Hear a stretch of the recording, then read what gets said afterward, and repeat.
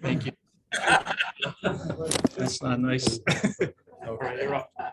Yeah, well, we had a question from one of the Dublin selectmen last night. Were you going to record this session? And thank you, Greg, because now we can. As most of you know, Michael and I met each other in a parking lot in Tucson last January. And we got to talking about sculptures, and 45 minutes later, we decided that dinner was in order. And we kept up the conversation over the last several months with the idea that maybe a sculpture park might be a good idea in the Monadnock region. Having not been to New Hampshire before, we invited him up here and gave him a cook's tour from the Dublin Rotary Park to Walpole to the Cathedral in the Pines. We've met with Bill Kennedy, the Board of Selectmen in Peterborough. A few of us, Tom and Bob Hansen, had lunch with us on Friday noon. We met with Steve Jackson of the Park Theater in Jaffrey. We gave him a break on Saturday to do explore on his own. Went to a Swamp Bats game Saturday night. Went to Metal Day Sunday. And went to the Amos Fortune. Yeah, Michael has felt more at home at the Amos Fortune lecture than he did at the Dublin area GOP meeting on Wednesday night. But we gave him a flavor of politics is probably part of our culture here, and it's something that he should know about. Yesterday we met with Brad Bates at the Dublin School, which was a revelation. I think kind of made the whole trip worthwhile. And then we had a luncheon with Luca Paris and George Hansel in Keene, and Mayor Hansel gave us a 2-hour walking tour of downtown Keene. So that's kind of an indication of the importance that some people around here think this kind of a project could be. So Michael, if you want to take the podium and the stand, and I hope we have your slide. In college, when we went to we met everybody, and every morning I'm thinking this is not going to work. I don't see a fit. The Rotary Club Park, we need to get a built-in audience, and Jerry every morning was saying, well, today's a new day, keep your mind open, because I see it's a 3-dimensional chess game in my mind at any one time, and I'm already seeing 20 moves down the line or 30 moves down the line. Well, it wasn't until we met, now everybody's been great, there's no doubt about that. It wasn't until we met Brad yesterday, Brad Bates, that just completely opened my mind. He says, let's do it now. When can we start? Of course, they said that the selectmen said that in Peterborough, and the mayor said it in Keene, but this is real time working with students. I saw a model in the art department, and I said, this is what we could do. We could enlarge this and put it out there now. And it's real time. The students can see art in action, so to speak, and then the results of their work. And they said, well, that's great. So I sent him a maquette, which means model in French, to Monument, that one of the young artists I worked with in New Orleans, we took something this size and made it as large as that. And it was on the main street in New Orleans. So as we go along, you'll see some of the pieces that we did. These are some of the groups I worked with. Of course, the city of New Orleans. I have to tell you, I've told these jokes for 7 days now. We received 2 keys to the city, and New Orleans is so cheap, they just gave us a piece of paper. One from the city council and the other one from Mitch Landra. They helped us a lot. I would say, Michael, we don't have a bucket of money, but we have a lot of trees to shake, and we could help you out there. I personally am the largest single recipient of the mayor's fund called the Wisner Foundation. They give $25,000 a year away. Usually it's divvied up 6 or 7 different ways. We got the entire amount after we proved ourselves. They said this is something that the city should be a part of. Parkways, back up, swipe the other way. Park and Parkways Department, that's they were our gods, so to speak. They ran all the public, it's Park and Rec, they ran everything. Tulane University, Xavier University, City Park, Audubon Park. We just covered the whole city. I went and was directly involved with the president of Tulane, directly involved with the Xavier University, the director of City Park, and Audubon Park. Audubon Park is the second largest economic engine in the city. They run the zoo, they run the park, they run the insectarium, and the aquarium. So they donated to the project and allowed us to place sculptures on their property, which was Audubon Park in New Orleans. Next. This is my partner, the fiscal agent.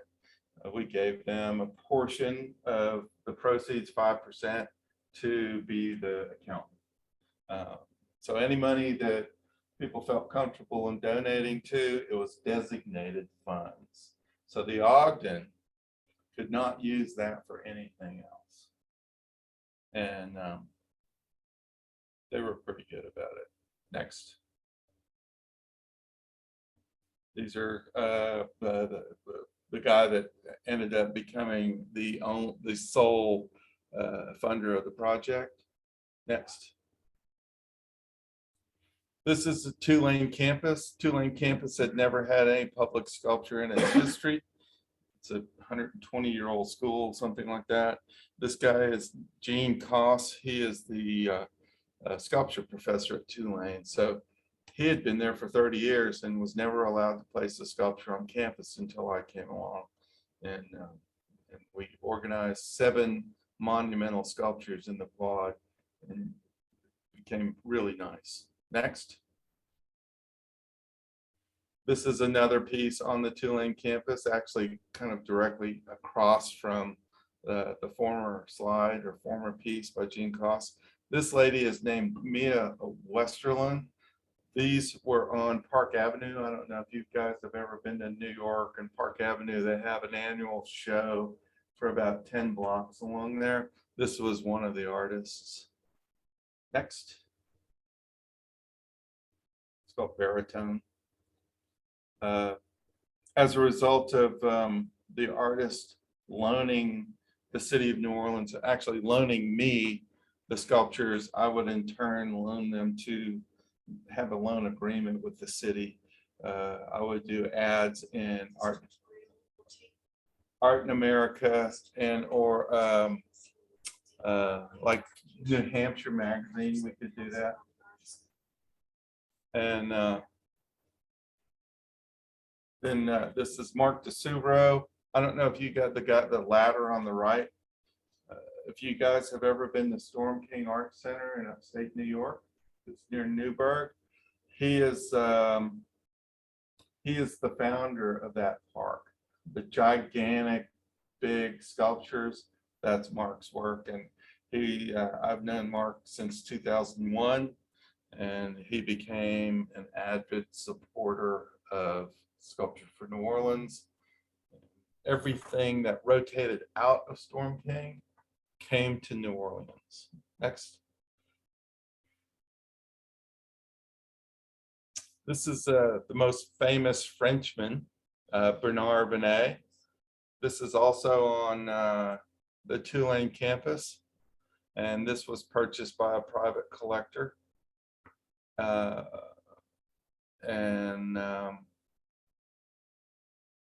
Just a cool piece. So the quad at Tulane actually became a sculpture park. So if we place 2 or 3 monumental sculptures in the region of Dublin, or 2 or 3 sculptures at the Rotary Park, it becomes a sculpture park. And same with the sculpture park or the Rotary Park in Dublin or someplace in Walpole. But if you go up there for lunch and you see a monumental sculpture, it's part of Sculpture New Hampshire. We could work with the Brookline folks, Sculpture for New Hampshire. It's just branding, branding, branding, branding, branding. And that's exactly what Luca was looking for yesterday at lunch. And we came up figuring things out when we drove into Peterborough. A nice place to live at, or to keep on going. Next. Can I add something there before I move on? So the philosophy behind getting these famous artists into New Orleans, what was they served as anchors. And then from there, we started looking at the local artists and the people who needed to be helped. And so you have these famous artists, and when someone Googles some famous artists, the exhibition in New Orleans comes up with also, but it brings along those names of those who haven't really.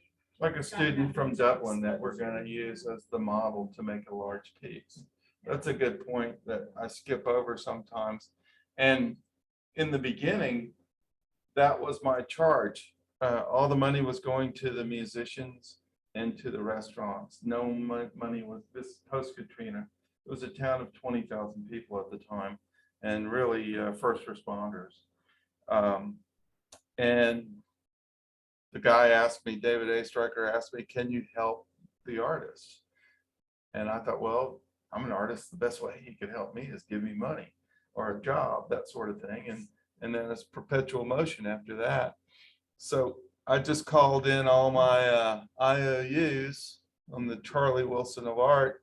And these guys, we brought in $23 million of art. From Storm King, Alexander Calder, Bernard Venet, Marc Desubra, Louise Bourgeois. And the art critic says, well, you're just bringing in modern art. I said, well, it's the old saying, build it and they will come. The young artists come back. It was a drawback. Now it's food, music, and art in the city of New Orleans. And they brand it that way. Or at least I hope they're continuing to brand it that way. Next.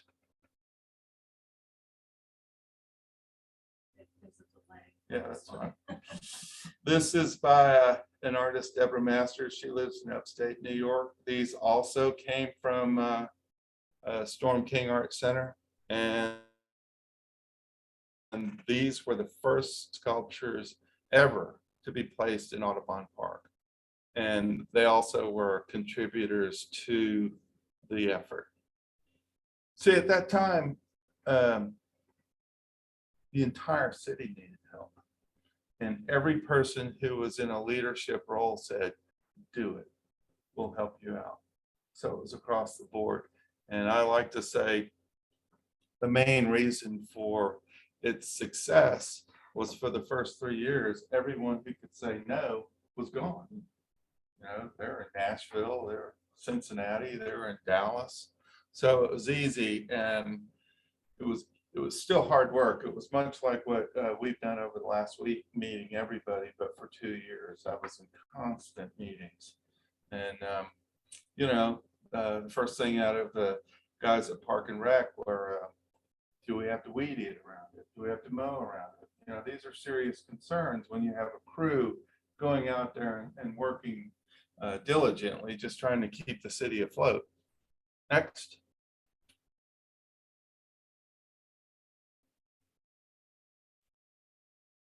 This is an artist from Birmingham, Alabama. Her name is Dee Dee Morrison.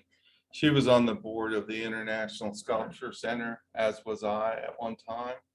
And she, last Friday, just opened her first sculpture park and asked me if I could be involved with her sculpture park in Minton, Georgia. And I said, of course. So these are all based on nautical themes, and they light up at night. They have lights in them. Next.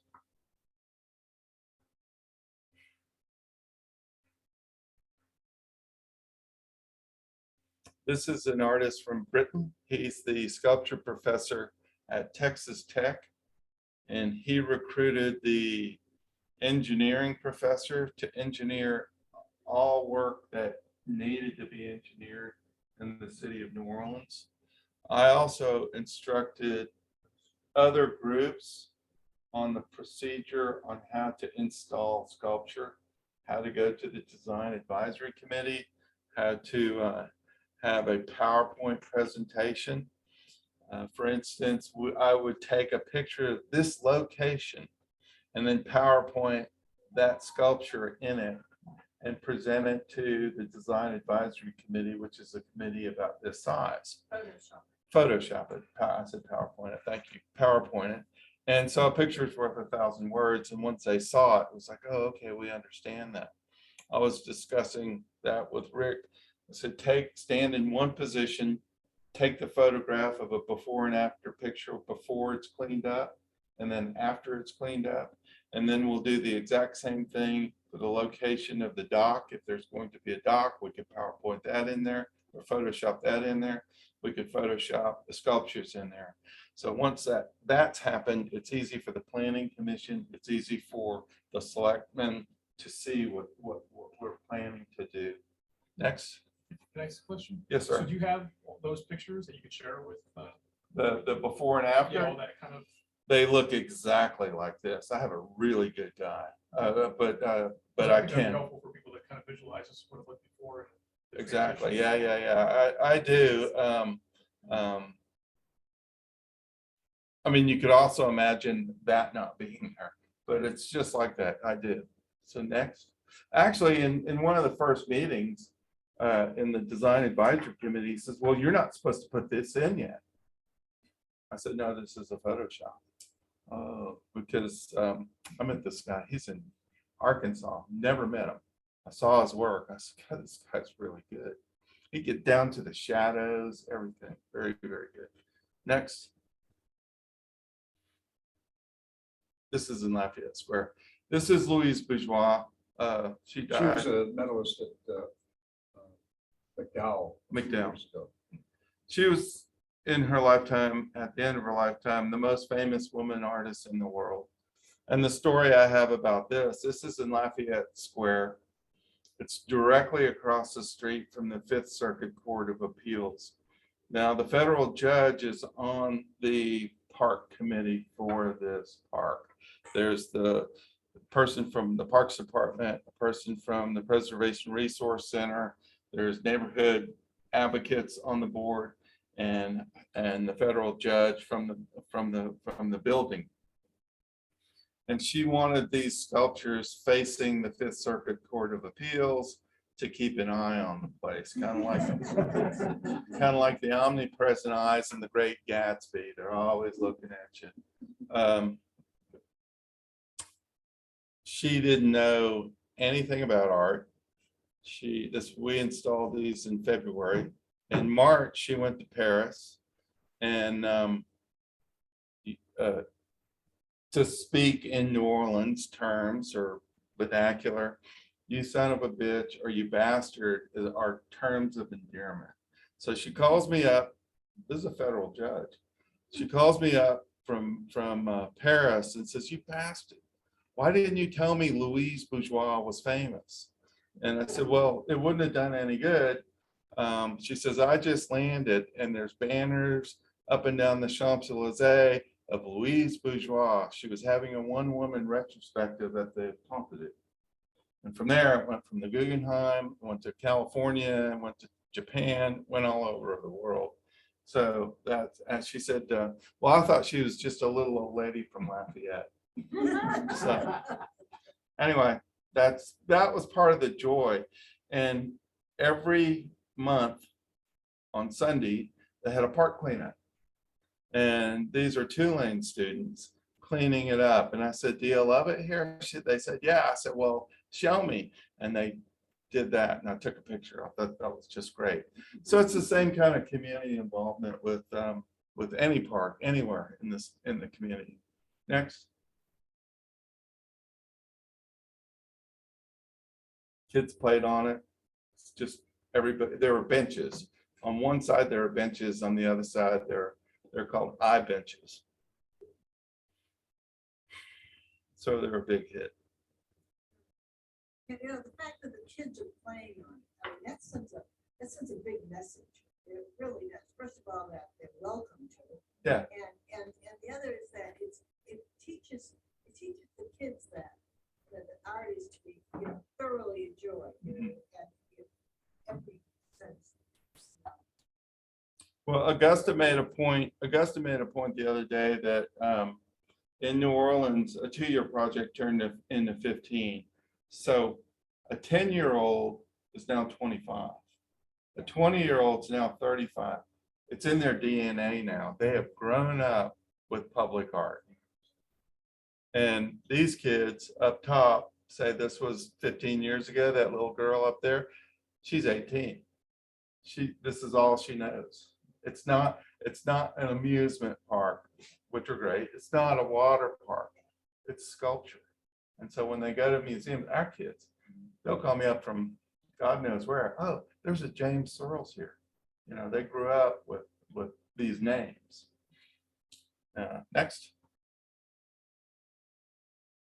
This is me installing a sculpture by Bernard Benet. And this is the truck driver. And he was going to help me install. So I'm giving him directions on, you know, is it level? You know, do I need to move forward, move back? So I'm just giving him basic signs because I'm in the lift and I can't see. So he was nice enough to hang out. If you look behind on the truck, there are the 3 other pieces that went to Tulane University. They're laying flat. Again, I installed every sculpture in the city, 85 sculptures. Next. And I also sold them all and took them down. This is Mia Kaplan. She was one of the young artists that I gave Brad the example of maquette to monumental. And this is on Poydras Corridor. The main street, it's kind of like their Park Avenue. It's their central business district. Next. These are other ads that, you know, this guy was a janitor 4 or 5 years ago. And now he's full-time artist, bought a farm, doing really, really well. I got him involved in the Chattanooga Sculpture Park. He's quasi-national now, so he's doing pretty good. Next. This is John Henry. This is one of the more famous artists. This is about a 30-foot sculpture in front of Harrah's Casino on Poydras. And he's a pretty amazing guy. He was one of the co-founders of the Navy Pier exhibition when Chicago had its art fair in the 80s. This is a good cautionary tale. Everybody wanted to get involved in the Navy Pier project, and they thought they could do a better job, and it died. And it's now in Miami.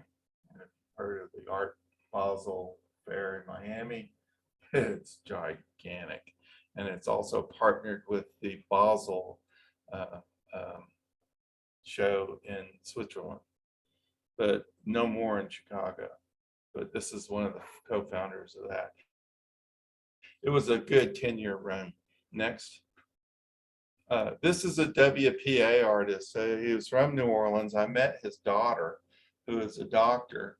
And this is a silhouette of the piece. The next slide, you'll see it, and it'll be real familiar with the era. Next.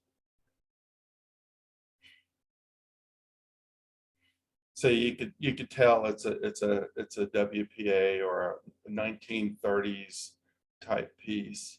And I just thought it was really elegant. And it's hard to display that. So I put it on a tower of about 10 feet up in the air. As you could probably see the upshot from the last picture, to where it looks like she was just balancing. She's a ballet dancer. And it really looked cool. Next. Part of what I do is that I have the eye for installation, and I know all about presentation. Again, I installed everything. This piece was by James Searles. So I'd fly in on Friday. You couldn't really work past before 9 o'clock in New Orleans because of rush hour, but I'd fly in on Friday to install on Saturday at 6 a.m. so I wouldn't have to wait until 9. I'll tell you what, when you're doing it, everybody honks at you and it spooks you to death. You know, honk, honk, you know, you jump. But I'd be out by 9 o'clock in the morning on a plane by 11 and home.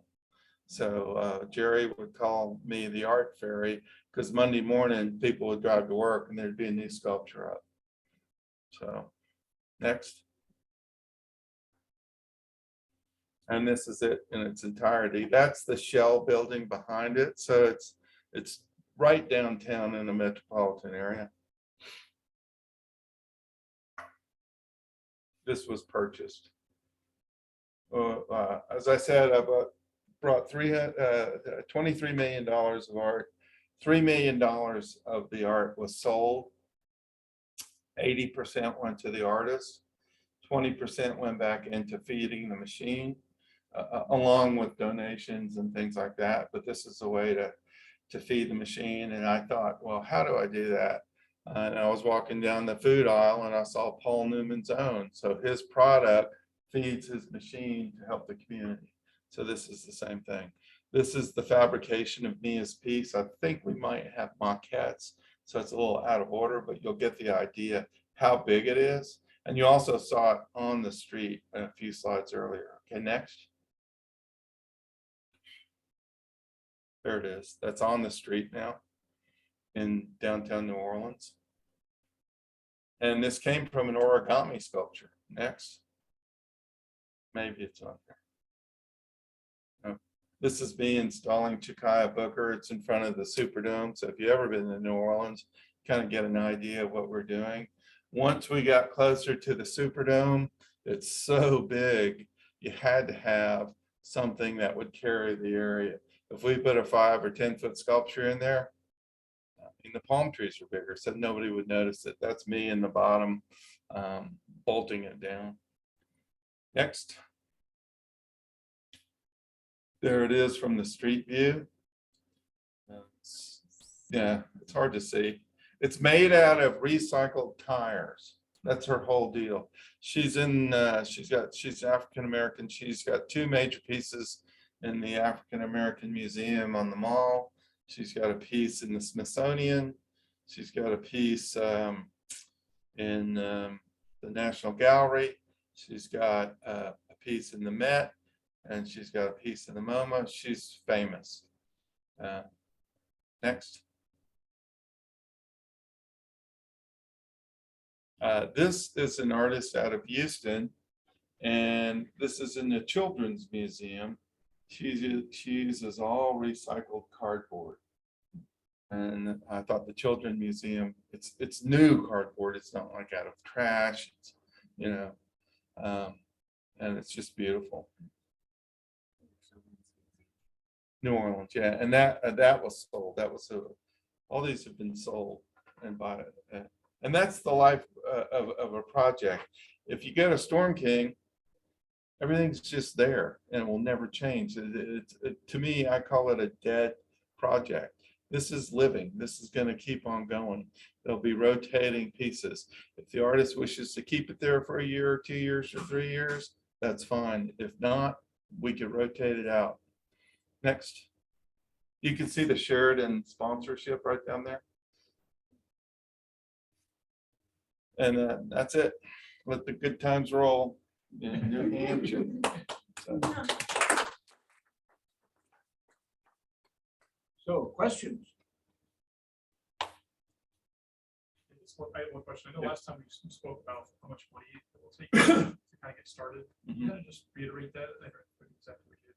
Well, we're fishing, and usually what I normally do, if I do a project, I'd like to have a $5,000 a month fee. And, from the minute I leave my house to the minute I return, my expenses are taken care of. What I did in New Orleans, I went and it's kind of like a PSA for television stations. Hotels donate rooms. There's no big hotels around here necessarily, but they do donate rooms. So I had to take care of all the artists. All these guys are coming in, putting their work in, so we have to put that up. So that's something we have to consider. This is just me, my time coming in and doing everything, because I do everything. I'm helping. I'm basically working for the artists while they're there. It's my idea. I have to see it through. It's my responsibility. I think I put in 85 sculptures for about 200 grand over years. And then a sponsor came in and paid for everything. So I would get my fee, I would do this, he would pay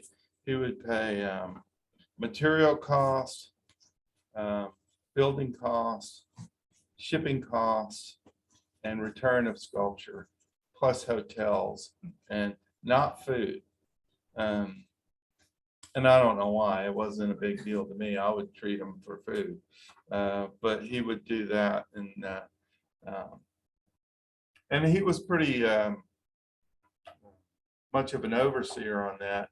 And then once he bought the project out, he hired the CFO's daughter to do what I did. And she's going up to New York and spending $300,000. It's like, geez, I never even spent that much over 15 years. So, well, that's fine. But also, that, when she took over, it negated younger artists being included. Yeah, it killed the So it's project. like It became a dead vision project. and- Yeah. I mean, she walked into a New York gallery and they're gonna go, oh, money. Yeah, no, but I work directly with the artists. I don't work with museums or galleries. Mark DeSubro said, that's a good thing. And I said, why? It's because museums and galleries, no offense to the museum and gallery world, it's kind of a dinosaur system. If you watch Moneyball, it's kind of the same philosophy. That's the wedge between the artist and the public. And if you're not in, you're not in. Now, I do care about the quality of art, and if they're really good artists, I like going to Andres Park. It's a symposium park. It's a whole different thing. There's two pieces I like in that whole park. But, it brings people in. It was a passion thing. I met Paul Andres, and to me, it was just a couple of guys who could keep the park, his ski area that he bought clean. It was kind of a symbiotic relationship. But if I had that place, it'd be completely different. Same philosophy, but different, as far as the quality of art. And I wouldn't do symposiums, but I would teach the artists how to build things, young artists, how to get from here to there. So getting back to the money, need a 501c3 umbrella. All the money comes in, it's dispersed. Right now, it's kind of piecemeal. The first year or two, I put in 10 grand, David put in 10 grand, a couple of other people, collectors put in 10 grand, and that brought the trucks in. And then I would just fly over there and install. I knew it would take about 3 years before it would catch on to the greater New Orleans area, and it did. So I knew it would pay off in the long run for all the artists and be worth my time. So One of the things that's kind of evolved out of the last several days is with, we were basically looking for a place to start. And the Rotary Park in Dublin was the kind of the focus for that. And then yesterday, when Brad Bates said, can you get started tomorrow? A light bulb went on. I said I could get started next week. So It's too late. He said, let's do it. And I said, but, and this is a perfect example of taking a kid's work and making it a large scale piece. It would be, I would think we could make it the size of the ceiling square. And then it's from idea to fruition. And that'll stick. There's only 170 kids there. That'll stick with those kids for the rest of their lives, because everything else is intangible. It's abstract. Once they see, you know, they're building things on a CAD program and models and this and that. But once you get the idea into a monumental piece, I could do this. I could understand this. And that was the hardest thing for me. I mean, I'm a nuts and bolts guy, and I became basically a self-taught machinist, you know, a self-taught sculptor, and I am. And a lot of it is common sense. So as we're starting to think about this thing, the selectman in Dublin last night said, well, you know, how much is it going to cost the town? Of course, they're worried about that. Well, right now, nothing, not really. Yeah. And an installation at Dublin School, you know, it's a private place, and they have the funds available. So we can get this thing started really with no out-of-pocket expenses or raising any outside money, but it'll give a chance for the community to see what could be possible. And the thought is it'll gradually take hold and snowball, and perhaps a year from now, we'll be looking at Dublin Rotary Park, we'll be looking at Peterborough Rotary Park or other places. Keene. In Keene. It gives Luca a foothold to promote the area. And they were looking for a branding, motto. And I mean, literally, we came in up, let's just call it Sculpture New Hampshire. It throws a blanket over everybody. And then they can't say, well, that's not it. The one thing Swift said, all these little villages are really, really great, but they're all unique and unto themselves. And so this covers the whole blanket, and there's no pushback. It's a part, oh, it's Sculpture New Hampshire. We have one. We have one. So there you go. And then you could go to upstate, you could go to the coast, anywhere, covers all bases. You know, just a little bit of an aside, but in Santa Fe, there's so much public art. It's literally, Harry and I were there a few years ago, and by the time we got our act together, we often were past the time when museums and galleries were open. It was after 5 o'clock. So we would just kind of walk around, and businesses, every business had public art on the sidewalk. You know, it was just unbelievable everywhere. So my impression was that you start with a culture of having this art out there and available. Businesses and other people will catch on, you know, that it will become part of their culture also. It's the old saying, a rising tide lifts all boats, and everybody gets involved with it. And you know, it's about what you were saying. Help the community. Help, if someone's down, help them. Pick them up. This is something that's a positive thing for the community. Now there's a ton of egos in the art world. Well, I've been thinking about the rotaries that we have along Route 101, putting sculpture on those. Thought about sponsoring the little one in front of shows here, but so we had some things around. See, the sky's the limit. But The sky's the that limit. would be visible to everybody driving by and all. I mean, on the roundabout. The On the roundabout. roundabout. Yes. Very good, very good. Well, you know, we have a little sign on each roundabout sponsored by the Rotary Club. Yeah. Or umbrellaed by the Rotary Club. And then have a little thing, get involved, you know? Mhm. Or as we say in Texas, drive on by. You don't want to stay here. By the way, Keene State College has some very nice sculptures on display Uh-huh. around the campus. Yeah. It's a lovely one. And this morphs into years I thought New Orleans was gonna be a 2-year project. It was 15 years. And it's still going. It still has a life, but I'm out. And then I went to Tucson and that was just a 2-year project. So it all depends. I mean, pushback happens, or let's just, get a summer home up here, that kind of thing. I've never been to New Hampshire, and I'm on the board of a sculpture park in Frankfort, Kentucky, where all the distilleries are. And when the lady asked me to be on the board, I told her I will never be in Kentucky. We're there all the time now. It's just, don't say, no or never, you never know. So. Yeah. And the ponies, and like the ponies. The other thing about Dublin School, if they start with a student sculptor there, will that sculpture be at the school campus or will it be at a public? It's gonna be on the campus. On the campus. That's what he wanted. And he said, how many could you put there? I said, 3, but not all of them will be students. It might be another artist from New York who could come up, like Chakaya Booker, who could come up and do workshops. And I could see his mind going 1,000,000 miles an hour. So That's what you want. Maybe even Dale, do you see that moving out into the rest of Dublin, Yeah. Dublin Park Yeah. Or even Harrisville. and Harris? Well, in closing, we have a plane to catch. Yeah. And thank you. It's been unbelievable. Yeah, thank you. So we'll close in the usual way.